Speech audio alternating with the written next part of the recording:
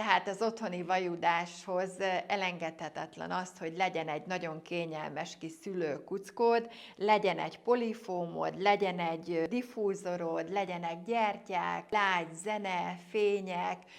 kellemes meghitt hangulat, nyugodtan leveheted a ruhádat, szabadon jöhetsz, mehetsz, és ami a legfontosabb, ha jön az összehúzódás, akkor mindig kérlek hajolj előre, hogy a méhed gömb alakot tudjon felvenni, könnyen tudjon összehúzódni, végezd a csípőkörzéseket, jobbra-balra, és amikor jön a fájás, akkor mélyen belegugolok. Ilyenkor célszerű, hogyha a párod ül a széken, nehogy felboruljál, belegugolsz a fájásokba, és ahogy egyre nehezednek a fájásaid, egyre erőteljesebbeké válnak, az a tapasztalatom, hogy a kismamák egyre közelebb kerülnek a talajhoz, és nagyon szeretik a labdás testhelyzeteket, szeretnek rajta egy picit ringatózni, és a későbbiekben majd látni fogjátok, hogy milyen sok szülő-vajudó pozíció